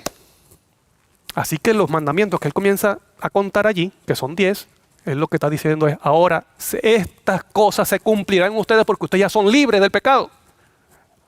Una representación. ¿Me explico? Sí. Que es un principio espiritual que nosotros tenemos que entender. Cuando hemos sido libertados en la Pascua por medio del Cordero, ahora, si hemos sido, Dios nos promete, dice, no te daré un corazón, no te esté mi ley. ¿Qué significa esto? Vas a tener poder para guardar mis mandamientos. Estos mandamientos aquí Dios no lo colocó al pueblo de Israel como una orden como tal. No, Él está diciendo, has sido libertado, ahora tú puedes. Ahora los mandamientos se van a cumplir en ti como una promesa. Si yo fui capaz de sacarte de aquella esclavitud, te puedo sacar de cualquier esclavitud. Ajá, entonces, has sido libertado. Míralo como dice, yo soy Jehová tu Dios que te saqué de la tierra de Egipto, casa de servidumbre, o sea, de esclavitud. Eres libre, ahora estas cosas se van a cumplir en ti. Pero ¿qué pasó con Israel? Bueno, Israel lamentablemente basó la salvación por obras y él dijo, no, todo lo que Jehová ha dicho, eso haremos. Hermano, somos los más débiles para obedecer. ¿Qué pasó los siguientes días adorando un becerro de oro? ¿Me explico? ¿Qué es lo que tenía que haber dicho Israel? Bueno, Señor, por medio de tu poder, danos la fuerza para obedecerte. Somos débiles. ¿Me explico? Pero como Pedro una vez Ajá. recapacitado, ¿no? Cuando dice, Pedro, ¿me amas? Claro. Señor, tú lo sabes, ¿no? ¿Y qué tiene que suceder? ¿Qué sucedió con Pedro para que diera esa respuesta? Comprender su pobreza, ¿no? ¿Y en qué momento? Bienaventurados los pobres en espíritu. ¿Y en qué momento se dio cuenta? Después de la gran Cuando angustia. negó al Señor. Cuando él ve y dice, mira, yo no soy nada, Dios mío, te negué. Yo creía que podía. Ajá. El día que juré que iba a dar mi vida por Cristo, lo negué 3 veces antes que cante el gallo. Claro, entonces, ¿qué es lo que quiero decir, hermano? Esto es evangelio. Esto es evangelio. Lo que viene relatando Éxodo 12, del cordero, de los panes sin levadura, eso es evangelio. Dios te está diciendo, mira, yo te doy los medios para librarte de la condenación del pecado, pero también te doy el medio para que tú vivas en victoria sobre el pecado. ¿Qué representa el pan sin levadura? Es yo viviendo, y viene que después de la Pascua, o sea, eres libertado por medio de la sangre del cordero. Ahora tú puedes vivir sin pecado, puedes vivir sin orgullo, sin la malicia que es la levadura. ¿Qué pasó cuando Cristo libertó a la ramera? Ajá. A María Magdalena. Le dice, mira, vete no peques más. y no peques más. Ahora, pero ves lo bello de esto. Cristo le dijo ni yo te condeno, o sea, yo te justifico, porque lo contrario a condenar es justificar. ¿Qué es lo que está diciendo? Mira, ni yo te condeno, o sea, Ahí estaba pasando por alto, ¿no? claro, Una especie de Pascua. ahora, yo te has sido justificada, ahora tú puedes vivir sin pecar, ¿ves? Anda y no peques más. Eso es lo que dice Romano, lo que dice Romano, hermano, yo le invito a que usted lea Romano, todo el libro de Romano. Romano habla del Evangelio, el Evangelio puro. El Evangelio es poder de Dios para salvación a todo el que cree. Porque dice, la justicia de Dios se revela por fe y para fe. ¿Ves? La justicia, lo que yo necesito para vivir sin pecado. La justicia de Dios se media por medio de ¿qué? Del Evangelio. Tenemos que leer completo, ¿no? En contexto. y lamentablemente- No quedarnos con porciones para sacarlo de contexto y decir, no, yo estoy bajo la gracia, puedo seguir pecando. Exacto. Entonces, ¿qué es lo que pasa, Noé y Loreto? Lamentablemente nosotros como pueblo de Dios hemos dejado a un lado el Evangelio. Conocer el Evangelio. Y el Evangelio es lo que se va a estudiar por la eternidad, ¿no es? Hemos minimizado el poder del Evangelio. No, el Evangelio es fácil. Claro, es fácil como noticias, que hasta un niño lo entiende. Pero tú sabes lo que tuvo que hacer Cristo para que esa noticia, o para que nosotros podamos, que ese Evangelio se cumpla en nosotros. Dice, bueno, se estará estudiando por la eternidad hasta Los Ángeles. El Evangelio no es poca cosa. Por eso que Dios tiene que utilizar estas ilustraciones de la pan sin levadura, del cordero comerlo sin asado por fuego, con las hierbas amargas, para que nosotros entendamos lo que tiene que ocurrir en nosotros. ¿Ves? Entonces, cuando dice que después de la Pascua venía el pan sin levadura, si tú has nacido de nuevo en Cristo, Dios te promete, puedes vivir sin pecado. 7 días. Y ¿Por qué eso 7? es algo que implica en toda nuestra vida, pero también tiene un cumplimiento, como estamos diciendo, futuro, En el tiempo del fin. Ahora, donde ahí ya sí va a ser muy, muy tajante la cosa, ¿no? claro, entonces, muy bien tú has explicado que se muestra que esto también está para el tiempo del fin, pero también la Biblia nos enseña que ahora se puede cumplir en nosotros. Ahora. Desde María Magdalena ya le Ya dijo, lo vemos. Betty, no peques más. Claro. Entonces,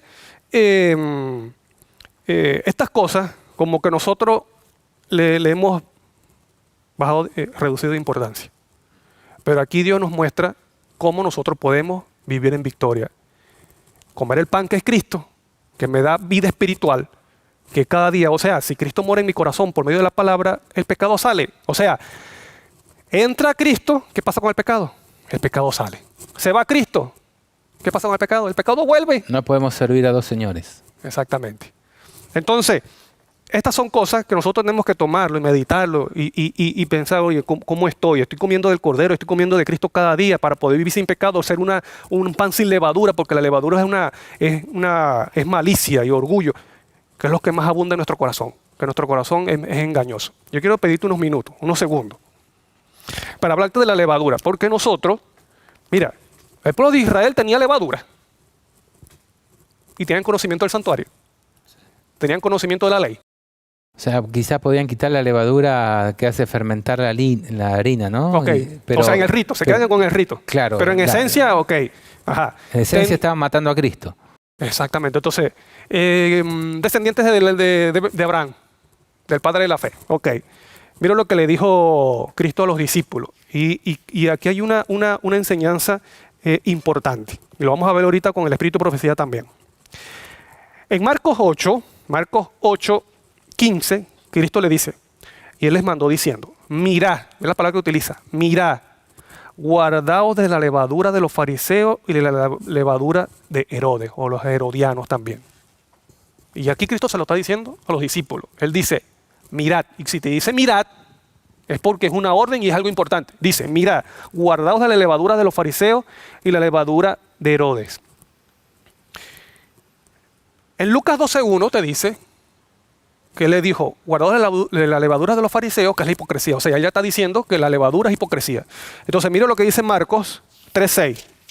En Marcos 3:6 te dice que era la levadura de los fariseos y herodianos. Salieron entonces los fariseos y se confabularon con los herodianos para destruirlo, o sea, para matar a Cristo. Hermano, te estoy hablando de un pueblo, de un grupo de personas que decía, somos descendientes de Abraham, conocemos el santuario, tenemos a los profetas. Que estaban vestidos hasta con las vestiduras sacerdotales. Ajá. Esas personas. Ayunaban 2 veces a la semana. Se paraban en las plazas a orar. ¿Te estás dando cuenta de las personas que estás hablando aquí? Y te dice, se reunieron con los herodianos para matar a Cristo. Matar forma parte, quebrantar los 10 mandamientos, que dice el 6º mandamiento, no matarás. O sea, pero ellos se sentían bien tranquilos porque conozco el santuario, sacrificamos el cordero, conocemos la palabra, tenemos los profetas. Yo dirijo la orquesta. O también de el sumo sacerdote ahí, Anás, Caifás y todo eso, se sentían como los dueños de la ceremonia. Ajá. Se habían puesto por sobre quienes estaban simbolizando todas esas cosas, ¿no? Ahora mira lo que representa la levadura. Y que nosotros tenemos que meditar en esto, a ver si nosotros también podemos caer en esto, la levadura. En Mateo 22, 15 en adelante dice, entonces se fueron los fariseos, consultaron cómo sorprenderlo en alguna palabra y le enviaron sus discípulos junto a los herodianos, vuelven a nombrar a los herodianos diciendo, maestro, sabemos que eres amante de la verdad y que enseñas con verdad el camino de Dios y no te cuidas de nadie porque no miras la apariencia de los hombres. Dinos pues, ¿qué te parece? ¿Está permitido dar tributo a César o no? Pero Jesús, conociendo la malicia de ellos, ¿con qué intención lo estaba haciendo? Con malicia, dice, con una adulación. ¿Para qué? Para entrampar a Cristo Jesús. Eso forma parte de lo que es la levadura. Jesús sigue leyendo, entonces también se ve la mundanalidad, el escepticismo, no creían en la resurrección cuando la Biblia te habla de la resurrección. ¿Qué enseñaba las primicias? La resurrección, pero los saduceos no se sentían santos y no creían en la resurrección. ¿Te estás dando cuenta? Escepticismo, falta de conocimiento de la palabra, eso es levadura. Ahora tenemos que preguntarnos si estas cosas están en nosotros también, porque Cristo le dijo, hey, guardaos de la levadura de los fariseos, de los saduceos, ¿no? Ahora, mira lo que dice Elena de White acerca de esto, te voy a hablar del el deseo de toda la gente. Y pongan atención a lo que dice Cristo, porque Cristo sintió una tristeza al ver que los discípulos podían contagiarse de esta levadura. Por eso le dice, hey, cuidado, guardaos. Dice, Jesús gimiendo en su espíritu, es la palabra que dice, gimiendo en su espíritu. Una tristeza, le dice. Y apartándose del grupo de caviladores, volvió al barco con sus discípulos. En silencio, pesaroso, cruzaron de nuevo el lago. O sea, iban callados. No regresaron, sin embargo, al lugar que habían dejado, sino que se dirigieron hacia Betsaida. Esto está en Deseo de toda la gente en la página 374. Entonces dice, a Betsaida, sin embargo, al lugar que habían dejado, sino que se dirigieron a Betsaida, cerca de donde había sido alimentado los 5,000. ¿Se recuerda cuando Cristo hizo el milagro de alimentar a la multitud? O sea, de 5 panes y dice, al llegar a la orilla más alejada, Jesús dijo, mirad, y guardaos de la levadura de los fariseos y saduceos. Los discípulos creyeron que Cristo se refería a esta circunstancia y les recomendaba no comprar pan a un fariseo o a un saduceo. Eso es lo que pensaban los fariseos. Pero miren lo que sentía Cristo. Entonces dice, con frecuencia su falta de fe y de percepción espiritual, o sea, falta de fe y falta de percepción espiritual, les había hecho comprender así erróneamente sus palabras. O sea, por esa falta de fe, no comprendían las palabras de Cristo. Ajá. Entonces dice, por eso las parábolas les resultaban tan inentendibles, ¿no? Cuando Jesús decía el sembrador salió a sembrar y les daba un ejemplo de lo que son las cosas espirituales con las cosas que vemos todos los días, ellos estaban tan con mente humana que no eran capaces de transportarse a la enseñanza de la parábola. ¿Cuál era el motivo de esto? ¿Cuál era la razón? Porque ellos están muy influenciados por la enseñanza de los fariseos. Claro. Que iban en contra de la Biblia, ¿no? De la Escritura. Entonces dice, con frecuencia su falta de fe y de percepción espiritual les había hecho comprender así erróneamente sus palabras, o sea, las palabras de Cristo. En esa ocasión, Cristo los reprendió. Es la palabra que utiliza, los reprendió. Cristo amaba a los discípulos. Y lo que menos quería Cristo es que ellos fueran influenciados por la levadura. Entonces dice, con frecuencia, en esa ocasión Jesús los reprendió por pensar que el que había alimentado a miles de personas con algunos peces y panes de cebada pudiese referirse en esta solemne amonestación simplemente al alimento temporal. Los reprendió por pensar que él se estaba refiriendo a un pan temporal. Entonces dice, mira lo que dice aquí, pongamos atención. Había peligro de que el astuto raciocinio de los fariseos y saduceos, que es la levadura, sumiese a sus discípulos en la incredulidad y les hiciese considerar livianamente la obra de Cristo. Eso es lo que hace la levadura. Por eso que nosotros tenemos que reflexionar si estas cosas, que son levaduras, todavía están en nuestro corazón. ¿Por qué? Porque corremos el peligro de caer en la incredulidad y de considerar livianamente la obra de Cristo. Ahora, ¿qué es lo que evidencia de que nosotros podamos tener la levadura que nos lleva a considerar livianamente la obra de Cristo? Hermano, ¿cómo nos sentimos cuando pecamos? ¿No sentimos remordimiento? ¿Sentimos que no pasa nada? Si eso sucede, estamos con la levadura, creyendo de que no pasa nada, como los fariseos.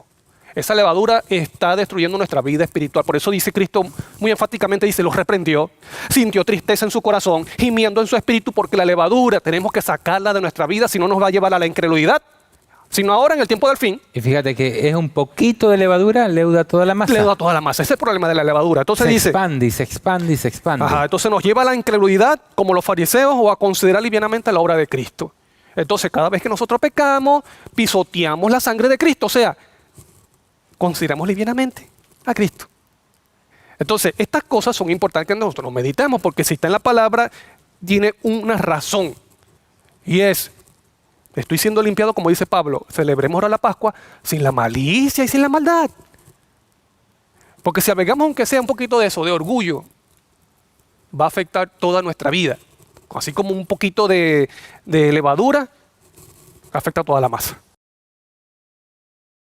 Bien. A mí me gustaría recalcar algo tal vez que... Ya pasando a la etapa de las conclusiones, porque se nos está haciendo el habías programa. mencionado previamente, es que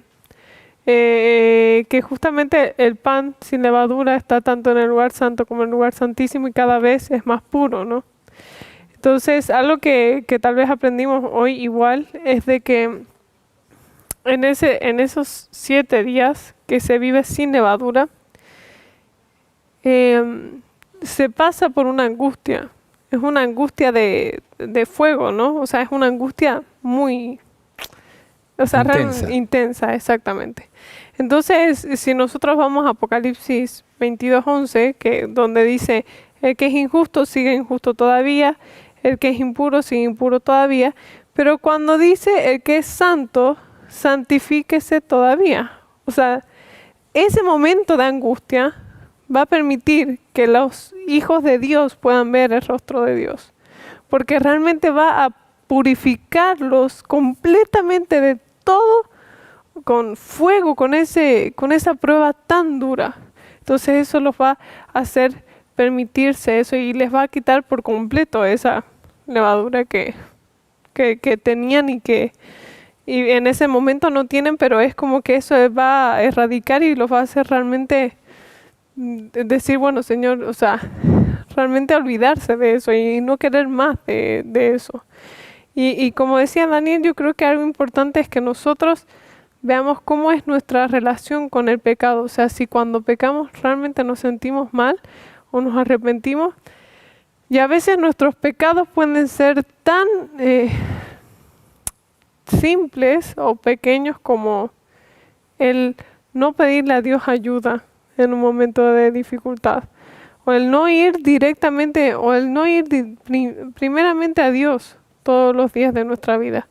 Porque yo creo que esa es como la clave para poder vivir sin pecado.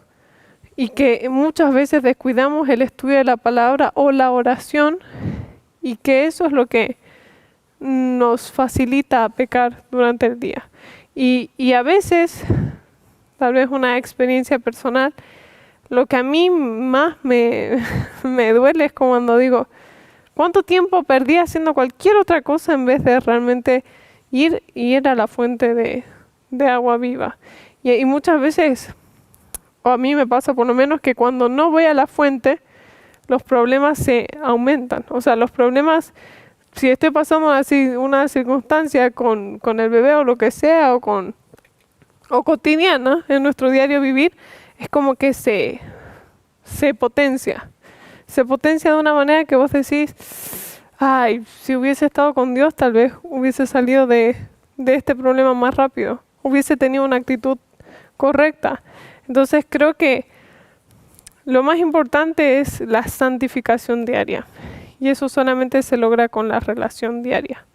Y que realmente nuestro Dios pueda ser nuestra ayuda a quitar toda la levadura que hoy necesitamos quitar de nuestra vida. Que pueden ser cosas hasta cotidianas de nuestro diario vivir que ni siquiera decimos, ay, eso no puede ser algo malo. Pero si está ocupando el lugar de Dios, es algo malo. Bien, en el día de hoy nos habíamos propuesto abarcar dos fiestas, ¿no? Panes sin levadura y primicias. Hemos podido hablar nada más que de panes sin levadura hasta el momento. Lo vamos a tener que cortar aquí el programa. Vamos a continuar con primicias en el siguiente. Son dos festividades que están muy vinculadas. Así como Pascua está vinculado a panes sin levadura está vinculado a Pascua. De hecho, se celebraban con un día de diferencia. Pero recién tú compartiste, Daniel, este pasaje de 1 Corintios 5, 6 al 8, donde Pablo dice, limpiaos, pues, de la vieja levadura, para que seáis nueva masa, sin levadura, como sois. Pablo nos está diciendo, tenéis levadura. ¿Qué tienen que hacer? Límpiense, para que seáis nueva masa. ¿Qué está queriendo decir aquí? Necesitan ser nuevas personas. Tenemos que sacar la levadura de nuestras vidas. Eso es una tarea que nos corresponde hacer. Y que muchas personas dicen, no, siempre vamos a vivir con pecado. Cuando Cristo vuelva, Él nos va a purificar. No, eso es un mensaje diabólico porque te lleva hasta el momento en que el que es puro va a tener que seguir siendo puro y el que es pecador va a tener que seguir siendo pecador. Te quiere llevar, te quiere transportar pecador. ¿Para qué? Para que sigas siendo pecador. Y a la final muerte eterna. Exacto. El mensaje es claro. ¿Y por qué dice esto? ¿Por qué se pueden limpiar? Porque vuestra Pascua ya fue sacrificada. Cristo ya se entregó. Los méritos ya están comprados. Y como decía la profecía en Daniel 9, para terminar con el pecado, ¿ves? Expiar la iniquidad. Eso puede ocurrir en nosotros. Traer la justicia Por medio perdurable. de esto, claro. Todo eso viene porque la Pascua ya fue sacrificada. Y dice aquí, así que celebremos la fiesta, no con la vieja levadura, ni con la levadura de malicia, como lo que le explicabas vos, qué significa la levadura, maldad, sino con panes sin levadura de sinceridad y verdad. Y me quiero despedir con estas palabras del Salmo 15. ¿Está hablando quién? Jehová. No es ni David ni Salomón, no. Se le pregunta, Jehová, ¿quién habitará en tu tabernáculo? ¿Quién morará en tu santo monte? Nosotros habíamos visto en el pasaje de la liberación del pueblo de Dios que compartimos hoy, que hablaba del monte, ¿no? Que dice, vosotros tendréis canción, aquí en azul, como en noche que se celebra Pascua y alegría de corazón como el que va al monte de Jehová. Esto es un pasaje de Isaías 30, 29. Tenemos que ir al monte de Jehová. ¿Cuál es el monte? El monte de la santidad. Y esto lo vamos a estar viendo el programa que viene. Pero acá dice, ¿quién morará en tu santo monte? Y Dios responde, el que anda en integridad y hace justicia. ¿Va a morar el injusto? ¿El que no es íntegro? No. El que anda en integridad y hace justicia y habla verdad en su corazón. Desde su corazón sale verdad, desde el origen de las ideas. El que no calumnia con su lengua, ni hace mal a su prójimo, ni admite reproche alguno contra su vecino, aun en lo que escucha, es santo. Aquel a cuyos ojos el vil es menospreciado, pero que honra a los que temen a Jehová. El que aun jurando en daño suyo, no por eso cambia. Quien su dinero no dio a usura, ni contra el inocente admitió cohecho. El que hace estas cosas, el que se comporta de esta manera, ¿qué dice? No resbalará jamás. Entonces, la pregunta es, ¿cómo? ¿Cómo podemos llegar a hacer estas cosas si somos malos por naturaleza? Cristo es el gran milagro que nos fue dado, no solamente para morir por nosotros, sino para ser Dios con nosotros. De hecho, el nombre registrado para este Mesías en el Antiguo Testamento es Emmanuel, Dios con nosotros. Y Él, cuando se va de esta tierra, les dice a sus discípulos: he aquí yo estoy con vosotros todos los días hasta el fin del mundo. ¿Para qué? Para que esto pueda ser una realidad en su iglesia. Y algo importante en ese sentido es que, por ejemplo, dice, coman de este pan. ¿Y qué significa comer el pan? O sea, ¿no? que forme parte de su cuerpo, o sea, formar parte de uno mismo. Entonces, somos lo que comemos, sí, ¿no? Entonces, realmente es muy importante lo que decís, pero Dios mismo quiere estar dentro de nosotros, vivir, morar dentro de nosotros, que eso se resplandezca en nuestras actitudes y se refleje en poder tener el poder de vivir sin pecado realmente. Entonces, hacer a Jesús en nosotros, vivir como Jesús vivió. Amén. Saben que estamos llegando muy apresuradamente a los días finales de la historia del gran conflicto entre el bien y el mal, donde todo esto que estamos estudiando va a alcanzar su punto cúlmine, podríamos decir, su clímax. Y la pregunta es, ¿nos estamos preparando para ese tiempo? ¿Hemos hecho de ese Jesús Emmanuel, Dios con nosotros? El tiempo pasa aprisa, la oportunidad pasa. ¿Y vos qué estás haciendo?